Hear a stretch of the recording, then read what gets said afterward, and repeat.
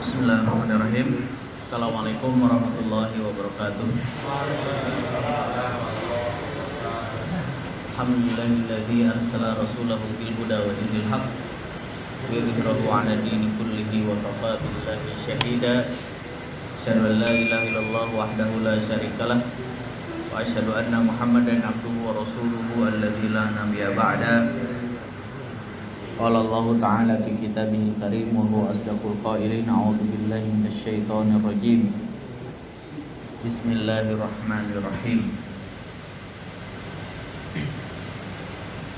Qul ya ayyuhal kafirun la a'budu ma ta'budun wa la antum 'abiduna ma a'bud wa la ana 'abidun ma 'abadtum wa la antum 'abiduna ma a'bud lakum dinukum waliyadin. Sadaqallahul azim wa sadaqa rasuluhul karim wa nahnu ala dzalika minasyahidin wasyakirin. Jamaah yang dimuliakan Allah Subhanahu wa taala, alhamdulillah di sore hari ini Allah Subhanahu wa taala menakdirkan kita di tahun baru ini, tahun 2022, masih memberikan kepercayaannya kita menghirup udara segar, menjalankan amanah kita sebagai hamba Allah Subhanahu wa taala, menjalankan berbagai aktivitas kita, baik itu aktivitas secara personal pribadi, aktivitas sebagai kepala rumah tangga, maupun aktivitas kita di pekerjaan kita masing-masing sebagai profesional di pekerjaan kita masing-masing. Dan insya Allah di 30 atau 40 menit ke depan kita akan sama-sama mentadaburi, melanjutkan tadabur Al-Quran kita, yaitu surat yang ke-109, yaitu surat Al-Kafirun yang tadi sudah saya bacakan. Dan insya Allah surat ini kita semua juga sudah hafal berkaitan dengan surat Al-Kafirun ini. Saya memberi judul surat Al-Kafirun ini adalah komitmen pedoman hidup. Komitmen pedoman hidup kita sebagai seorang hamba Allah Subhanahu wa ta'ala, sebagai seorang Abdullah, hamba Allah. Nah, surat Al-Kafirun ini sangat menarik, karena ini sebuah peristiwa yang terjadi di masa Rasulullah SAW. Jadi ketika itu di awal-awal Nabi kita, yaitu Nabi Muhammad SAW, berdakwah di Mekah, melakukan dakwah di 3 tahun pertama, melakukan dakwahnya secara sirriyah, secara sembunyi-sembunyi. Kemudian di tahun keempat baru Rasulullah berdakwah secara jahriyah, artinya tidak sembunyi-sembunyi lagi, karena memang sifat dakwah itu adalah jahriyah. Yang namanya mengajak kepada kebaikan itu pada hakikatnya tidak sembunyi-sembunyi, tetapi secara jahriyah, secara terang-terangan. Dakwah itu kan artinya mengajak, da'a yad'u da'watan, mengajak orang untuk berbuat baik, mengajak orang kepada kebaikan. Itu pada hakikatnya makna dari dakwah. Nah, setelah Rasulullah mengadakan dakwah secara terang-terangan, maka di saat itu orang-orang Quraisy banyak yang menentang dengan dakwahnya Rasulullah. Di surat-surat sebelumnya juga sudah kita bahas, terutama misalkan dalam surat Al-Lahab. Di antara yang menentang dakwah Rasulullah itu adalah pamannya sendiri, sampai diabadikan dalam Al-Quran dalam surat Al-Lahab. Abu Lahab, kita mengenalnya dengan istilah Abu Lahab. Nah, termasuk di dalam surat Al-Kafirun ini juga adalah ketika mereka sudah bisa dikatakan kehabisan ide, gitu ya. Orang-orang kafir saat itu, orang-orang kafir musyrik, orang Quraisy saat itu di Mekah, seakan-akan mereka kehabisan ide, maka mereka mempunyai sebuah ide. Ya. Untuk apa? Untuk sebenarnya menentang dakwah Rasulullah. Idenya apa? Ketika sudah dilakukan berbagai cara untuk menentang dakwah, ternyata tidak berhasil, maka mereka mempunyai sebuah ide bagaimana, ya, ini bisa dilihat ya secara literasinya dalam tafsir Ibnu Katsir. Mereka berdialog dengan Rasulullah Sallallahu Alaihi Wasallam.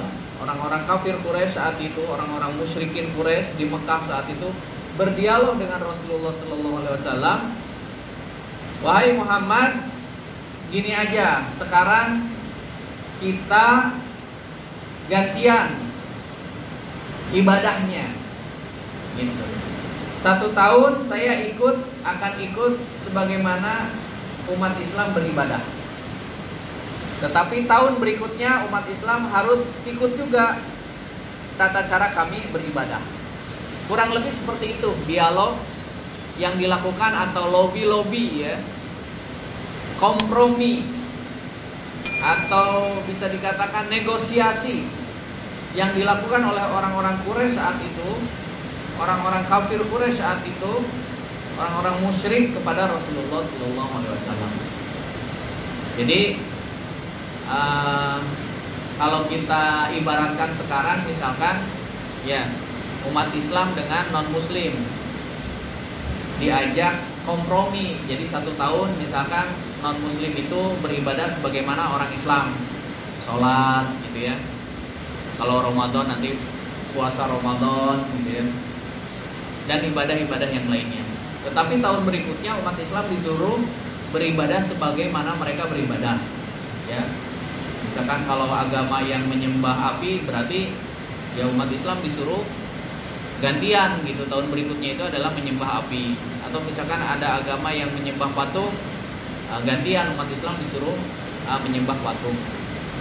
Nah, kemudian ketika terjadi dialog seperti itu, maka turunlah surat ini. Maka turunlah surat Al-Kafirun ini. Karena surat Al-Kafirun ini turun di Mekah.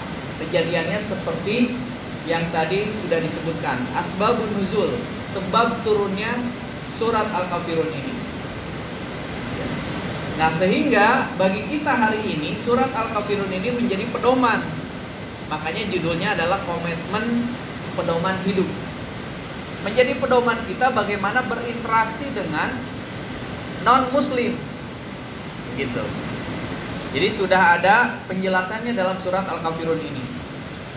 Di antaranya yang paling jelas, tegas, lugas di dalam surat Al-Kafirun ini, ketika kita berinteraksi dengan saudara-saudara kita yang non-muslim, ya,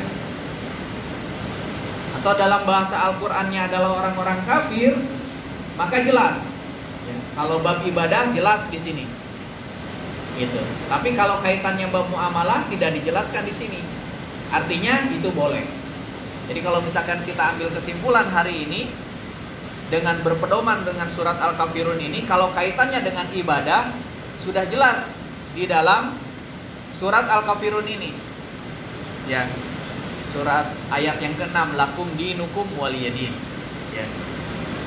Lakum dinukum, bagimu agamamu, waliyadin, dan bagiku agamaku. Selesai itu, sudah jelas. Tapi kalau kaitannya bab muamalah, Rasulullah Sallallahu Alaihi Wasallam sudah mencontohkan kepada kita bagaimana Rasulullah saat itu di kota Mekah dikenal dengan sebuah gelar yang namanya Al-Amin, orang yang terpercaya. Artinya baik Islam ataupun non-Muslim saat itu mempercayakan barang titipannya kepada siapa? Kepada Nabi Muhammad Sallallahu Alaihi Wasallam. Bahkan sebelum Nabi diangkat menjadi Rasul, ketika usianya masih muda, ketika ada perselisihan gara-gara di Ka'bah direnovasi, kemudian Hajar Aswad mau dikembalikan lagi ke tempat semulanya. Berarti di Ruknul Di sini Ruknul Yamani, sebelah Ruknul Yamani Hajar Aswad, kemudian sebelah sininya Hijr Ismail, ya. Kemudian hampir terjadi pertumpahan darah. Hampir terjadi pertumpahan darah saat itu. Kemudian Rasulullah menengahi mereka dengan cara sorbannya digelar, kemudian batu Hajar Aswadnya itu disimpan di sorban tersebut. Kemudian perwakilan para kabilah yang besar saat itu, kabilah-kabilah yang menguasai di kota suci Mekah, itu memegang ujung-ujung sorban Rasulullah, kemudian diangkat bareng-bareng, dan Rasulullah yang memindahkan. Selesai permasalahan. Artinya ketika berinteraksi dengan non-muslim itu silahkan membantu segala macam, sebatas interaksi-interaksi selain daripada ibadah. Jadi selain dari ibadah itu diperbolehkan, bahkan sudah dicontohkan oleh Rasulullah SAW. Nah, ini yang menjadi garis bawah. Nah, biasanya kan kayak kemarin tuh di bulan Desember rame itu, ya, kaitannya boleh nggak umat Islam ikut Natalan segala macam gitu ya. Jawabannya sebenarnya simpel. Kalau Natal itu dianggap oleh umat ataupun agama Kristen itu sebagai ibadah, ya, berarti umat Islam ya tidak bisa, karena itu merupakan ibadahnya umat Kristen. Misalkan ke gereja, kalau memang ke gereja itu dianggap itu adalah ibadahnya umat Kristen, berarti kita tidak bisa ikut beribadah bersama mereka. Karena konsepnya tadi lakum dinukum waliyadin. Baik, redaksi redaksi literasinya, ya, kalau saya bacakan misalkan yang dijelaskan dari Ibnu Ishaq meriwayatkan dari Ibnu Abbas terkait sababun nuzul turun ayat ini atau surat ini, yaitu ketika Aswad bin Abdul Muthalib dan Umayyah bin Khalaf menemui Rasulullah SAW. Jadi perwakilan orang-orang kafir Quraisy saat itu adalah Umayyah dan Aswad, ya. Mereka mengatakan, wahai Muhammad, marilah kami menyembah Tuhan yang kamu sembah dan kamu menyembah Tuhan yang kami sembah. Kita bersama-sama ikut serta dalam perkara ini. Jika ternyata agamamu lebih baik dari agama kami telah ikut serta dan mengambil keuntungan kami dalam agamamu. Jika ternyata agama kami lebih baik dari agamamu, kamu telah ikut serta dan mengambil keuntunganmu dalam agama kami. Ya, jadi tadi, ya, mencampurkan. Bahkan dalam konteks kekinian ada sebuah pemikiran, ya, yang menurut saya memang ini kita harus berhati-hati dengan pemikiran ini, bahwa yang mengatakan semua agama adalah benar. Semua agama adalah benar. Ini sebenarnya bahasa halus dari ajakan apa yang tercantum dalam surat ini. Kalau tadi kan gantian gitu, setahun beribadah, ikut misalkan dengan ibadahnya umat Islam, setahun lagi umat Islam harus ikut ibadahnya agama yang lain gitu, selain Islam. Nah, sekarang versi barunya itu adalah sebuah narasi, sebuah ide, sebuah pemikiran, gagasan yang didengung-dengungkan bahwa semua agama itu sama. Ya, tentu saja berbeda. Bagaimana mungkin semua agama sama? Ya berbeda, ya. Keyakinannya, tata cara ibadahnya, segala macam. Ya beda, ya, antara Islam dengan Yahudi, antara Islam dengan Nasrani, antara Islam dengan Majusi, gitu ya. Jelas beda, gitu ya. Nah, jamaah yang dimuliakan Allah Subhanahu wa taala, nah baru kita mulai masuk, ya, ayat demi ayat, ya, dari surat Al-Kafirun ini. Pertama, ayat yang pertama, qul ya ayyuhal kafirun.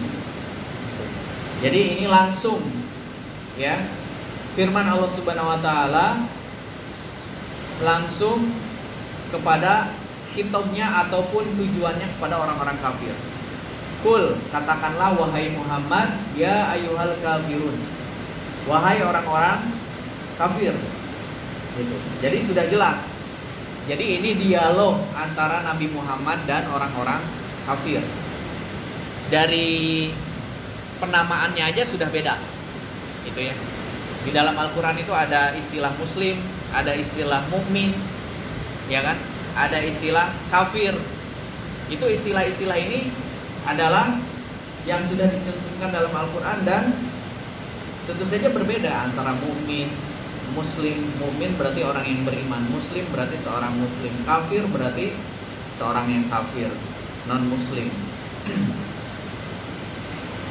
Nah, demikian Allah Subhanahu wa taala mewahyukan di awal surat ini dan membukanya dengan seruan akan hakikat yang sebenarnya dalam bentuk pemisahan yang tidak ada harapan lagi untuk bertemu. Ya, ibaratnya minyak dengan air gitu ya. Artinya ini tidak bisa dipertemukan. Jadi kalau misalkan hari ini berbicara toleransi, intoleransi gitu ya.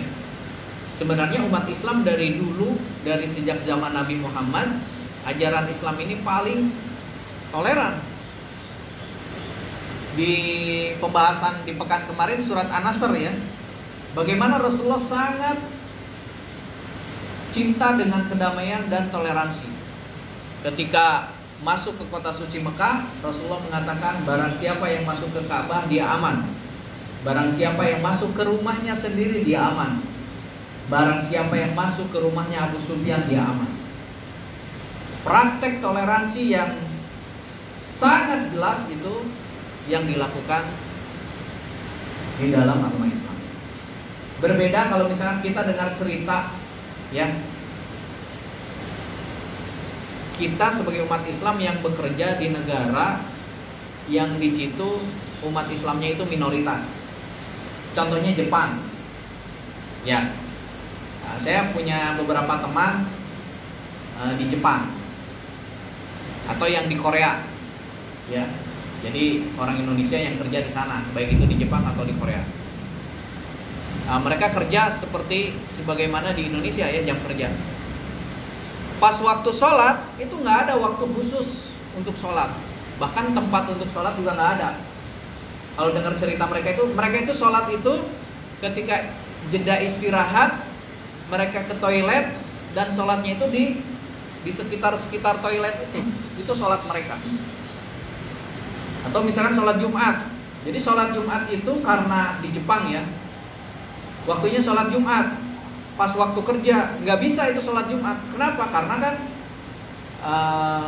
masjid itu tidak sebagaimana di Indonesia ya, di kantor-kantor itu dekat masjid gitu. Kalau di sana enggak, harus naik kereta dulu. Nggak mungkin kalau naik kereta dulu balik lagi ya nggak bisa, nggak kejar waktunya. Jadi Jumat itu tergantung pas kerja shiftnya. Kalau misalkan pas lagi libur dia bisa sholat Jumat gitu. Tapi kalau misalkan pas jadwalnya kerja, itu nggak bisa sholat Jumat. Akhirnya sholat zuhur gitu ya. Nah, kembali lagi ke ayat ini, bahwa kalau kita berbicara toleransi, itu umat Islam yang justru paling toleran dari dulu. Bagaimana kita dengar kabar saudara-saudara kita yang di Thailand dibantai ya.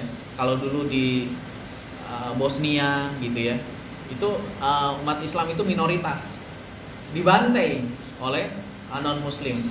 Tetapi ketika di sebuah negara itu umat Islam ada mayoritas, tidak ada dengar cerita kita bahwa umat Islam membantai non muslim. Tidak ada. Bahkan diberikan kesempatan yang sama dengan umat Islam. Bahkan yang terjadi adalah saling menghargai. Banyaklah contoh-contohnya ya yang kita dengarkan, yang kita baca, yang kita dengar dari kisah-kisah nyata yang mana mereka berada di komunitas minoritas gitu ya. Misalkan kakak ipar saya di Bali ya, kalau untuk Indonesia. Di Bali itu kan umat Islam minoritas. Mayoritasnya di Bali itu Hindu ya, kalau nggak Hindu Buddha. Itu kalau misalkan sedang perayaan nyepi itu nggak boleh keluar seorang pun gitu.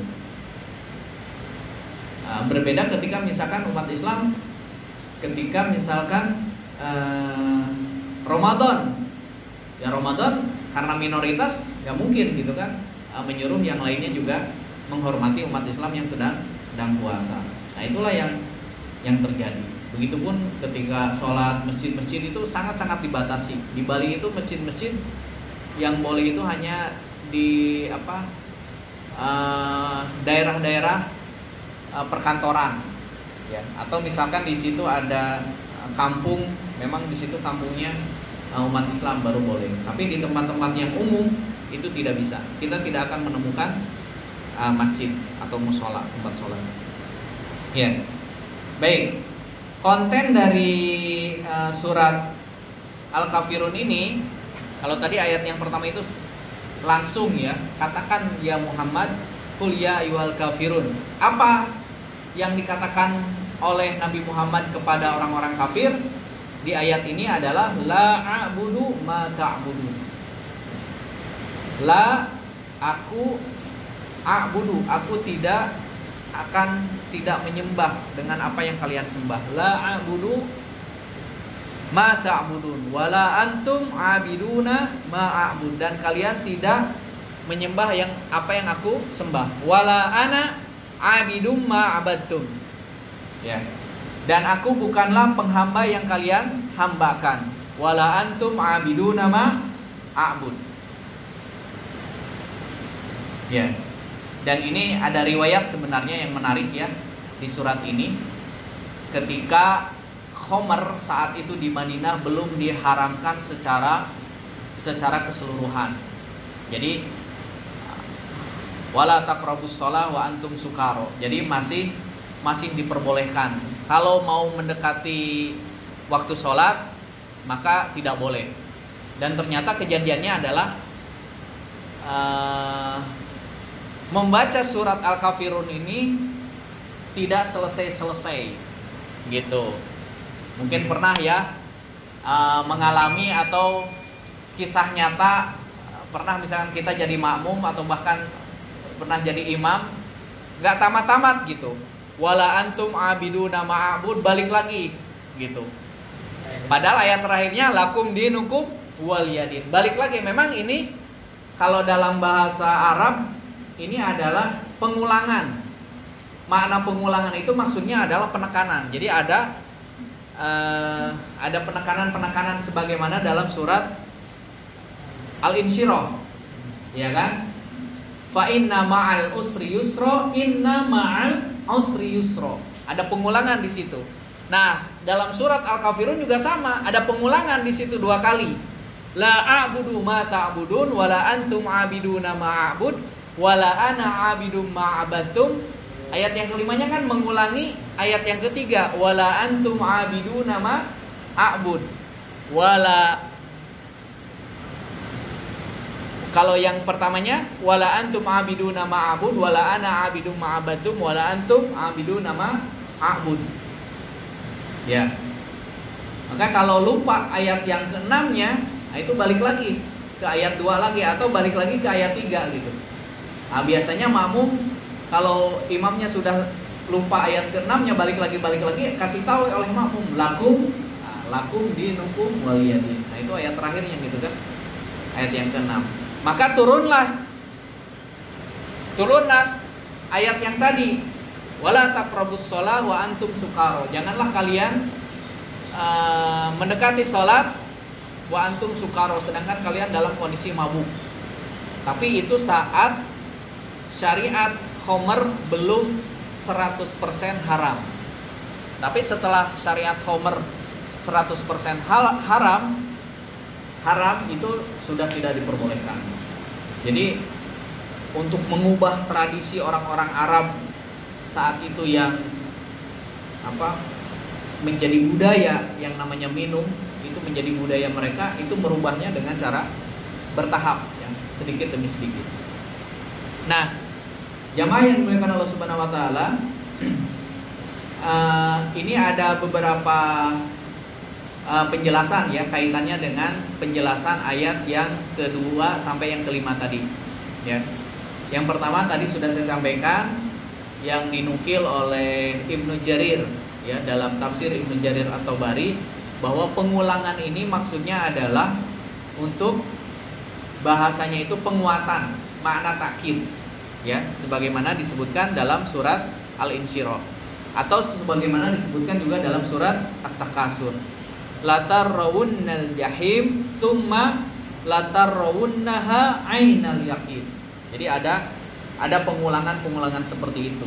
Maksudnya sebagai pengingat, tazkirah, diingatkan lagi sehingga ada pengulangan. Kemudian makna yang kedua dari ayat 2 dan sampai ayat 5 tersebut, la a'budu ma ta'budun, dan selanjutnya la a'budu ma ta'budun wala antum a'biduna ma a'bud. Ini adalah yang diriwayatkan oleh Imam Bukhari dan para pakar tafsir yang lainnya. La a'budu ma ta'budun wala antum a'biduna ma a'bud ini adalah masa lampau. Jadi prinsip ini dulu juga sudah dilakukan oleh umat Islam terdahulu.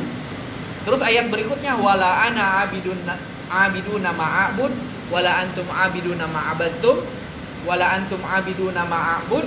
Ini artinya masa yang akan datang. Gitu. Ini untuk masa yang akan datang. Maksudnya apa? Prinsip ini dari dulu sampai sekarang, sampai yang akan datang, sampai hari kiamat tidak akan berubah.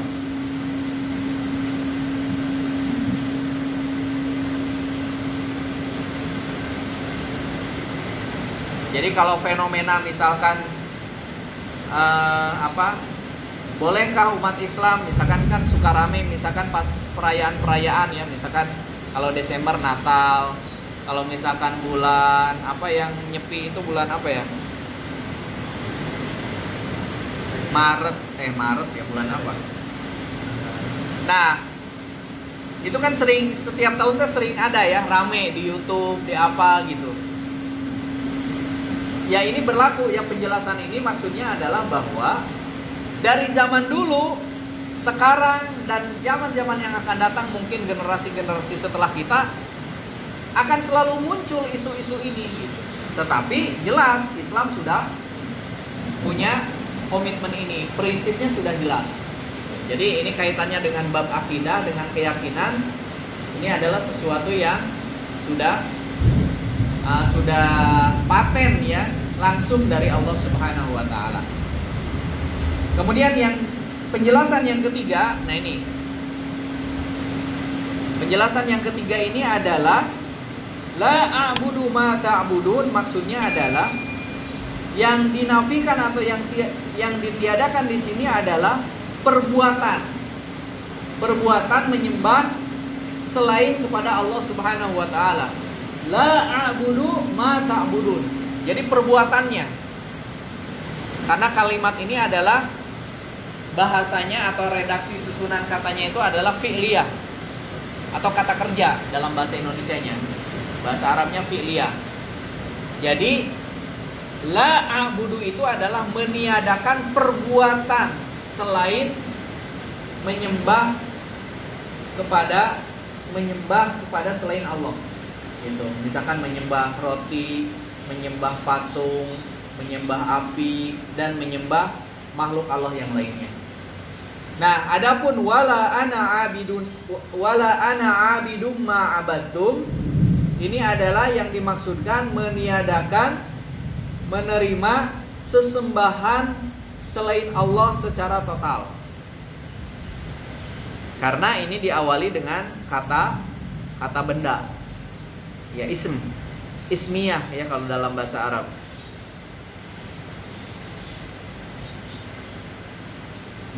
Jadi maksudnya adalah yang menjelaskan perbuatan menyembah selain Allah dan ditambahkan tidak menerima ajaran menyembah selain Allah secara total. Dan yang dimaksud dengan ayat ini adalah juga meniadakan jika Nabi Muhammad SAW tidak mungkin sama sekali menyembah selain Allah. Gitu. Jadi ini dua ayat ini satu sama lain saling menguatkan, taukid atau takkid dalam bahasa Arab. Jadi yang pertama adalah meniadakan perbuatan menyembah kepada selain Allah. Yang kedua, mustahil Nabi Muhammad menyembah kepada selain Allah. Jadi personalnya. Nah, begitupun kita kalau misalkan konteks kekinian hari ini, ya selamanya umat Islam punya prinsip ini. Gak mungkin kita menyembah selain Allah. Perbuatan, tidak mungkin kita berbuat sesuatu yang sifatnya ritual menyembah kepada selain Allah. Itu adalah sesuatu yang tidak mungkin. Kenapa? Karena kalau itu dilakukan maka masuk ke dalam kategori musyrik. Makanya di dalam hadis disebutkan man ata kahinan, barang siapa yang mendatangi dukun, mendatangi saja. Barang siapa yang mendatangi dukun maka salatnya la yaqbalus shalah arba'ina yauman, maka salatnya tidak akan diterima 40 hari 40 malam. Itu baru datang saja. Kenapa? Ini berarti dia percaya kepada selain Allah Subhanahu wa taala. Artinya sudah menyekutukan Allah. Maka di ayat ini menjelaskan kepada kita bahwa ayat ini menjelaskan tidak mungkin umat Islam melakukan perbuatan menyembah kepada selain Allah. Karena kalau hal itu dilakukan, maka jatuhnya tadi baru datang saja pada dukun, atau sekarang istilahnya apa, paranormal, atau istilah-istilah yang lain yang kekinian ya. Bahkan mereka itu masang iklan sekarang itu ya, di Google Ads, Facebook Ads gitu ya, masang iklan, maka baru datang saja sholatnya tidak diterima 40 hari 40 malam. Itu baru datang saja. Belum kalau misalkan percaya dengan apa yang dikatakan gitu. Nah, ini juga merupakan bantahan yang ayat yang kelimanya itu adalah bantahan bahwa mustahil Nabi Muhammad melakukan apa yang diminta oleh orang-orang Quraisy, orang-orang kafir untuk menyembah kepada selain Allah. Karena kan orang-orang Quraisy saat itu apa yang disembah adalah para berhala. Berhala-berhala yang kalau baca dalam sirah ya, dalam sejarah itu diriwayatkan berhala yang ada di Ka'bah itu saat itu di kisaran 350-an berhala. Dari mulai berhala yang paling besar sampai ada yang berhala-berhala yang kecil. Gitu. Nah, jamaah yang dimuliakan Allah Subhanahu wa taala, ditutup surat Al-Kafirun ini ayat yang ke-6, lakum dinukum waliyadin. Penjelasannya sudah jelas bahwa ini pemisahan yang integral, sempurna, perbedaan yang jelas, detil gitu ya. Bahwa pemisahan ini merupakan keniscayaan guna memperjelas perbedaan yang sifatnya fundamental ya, mustahil bertemu karena ini merupakan akidah, merupakan keyakinan, merupakan pondasi agama ya, merupakan pondasi agama. Nah, terakhir sebagai penutup ya, di dalam ayat yang lain juga yang semakna ya dari redaksi lakum dinukum waliyadin ini adalah walana a'maluna walakum a'malukum. Ini dalam surat Al-Baqarah ayat 139.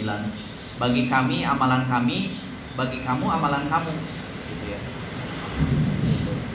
Lana a'maluna walakum a'malukum. Jadi kalau kaitannya apa? Amal perbuatan itu adalah hak prerogatif Allah Subhanahu wa taala. Tapi kita meyakini bahwa apa yang sudah diajarkan dalam Islam itulah jalan kita menuju kepada surganya Allah Subhanahu wa taala. Tidak ada jalan lain selain jalan ini. Makanya dalam surat Al-Fatihah yang sering kita baca, ihdinas siratal mustaqim siratal ladzina an'amta 'alaihim ghairil maghdubi 'alaihim waladdallin. Jadi tidak ada jalan lain selain jalan Islam ini.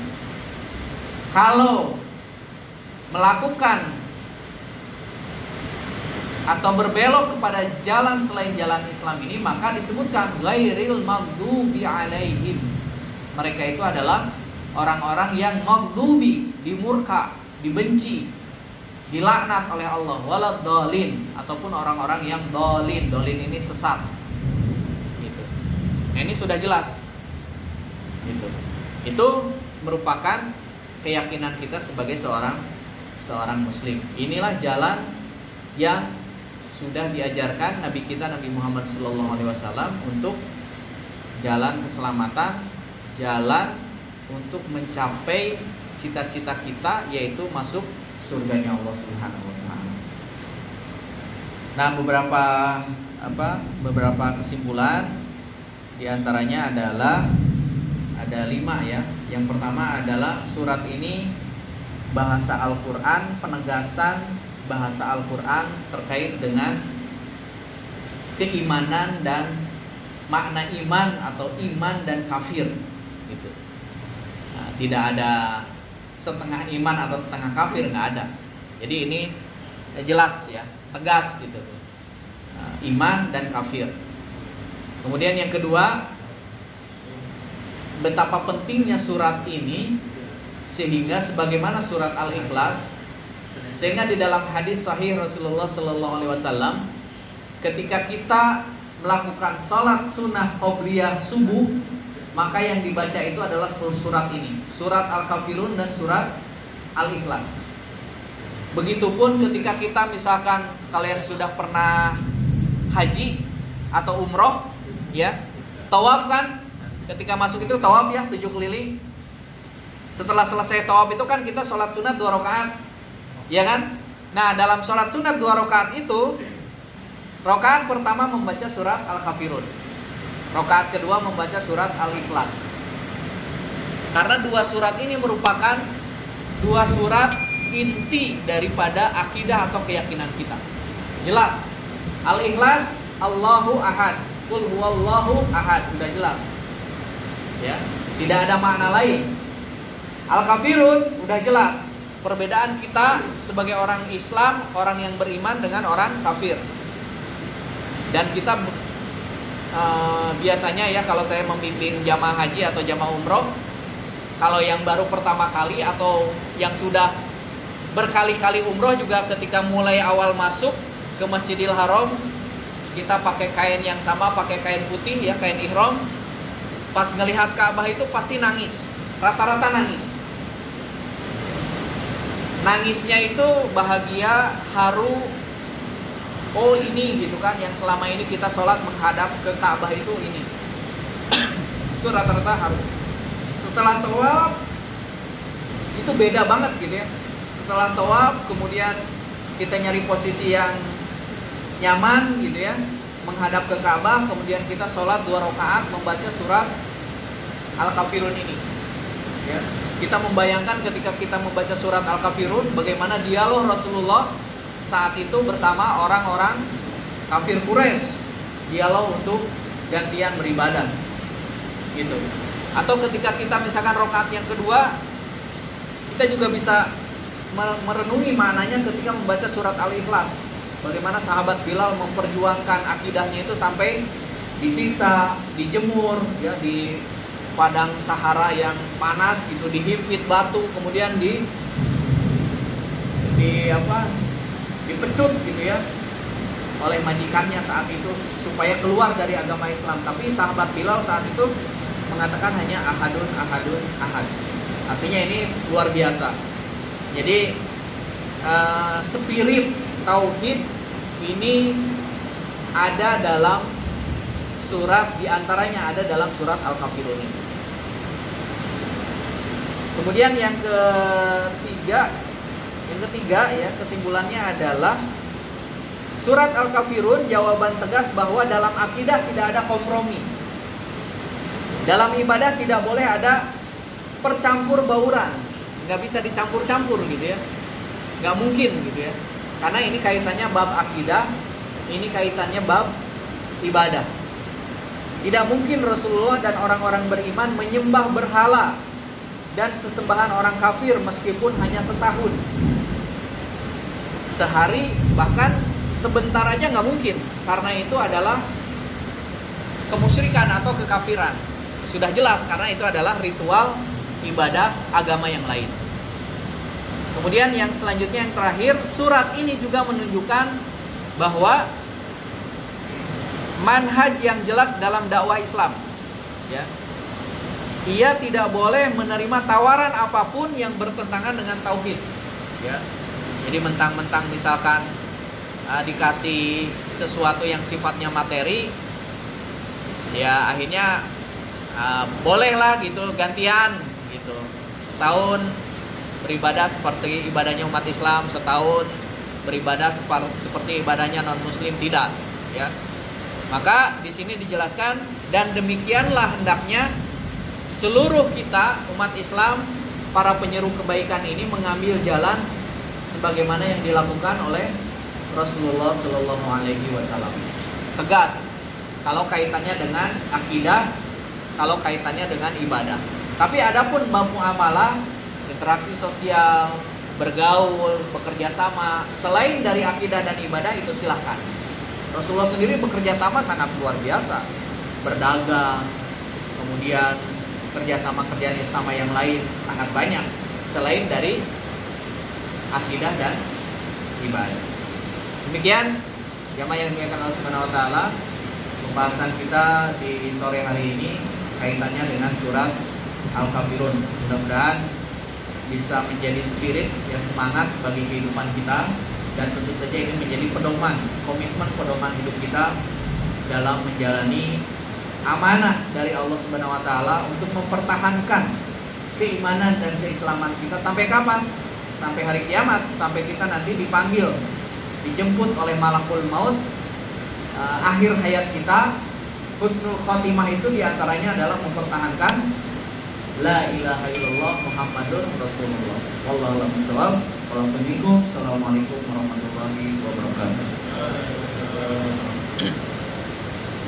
Ya.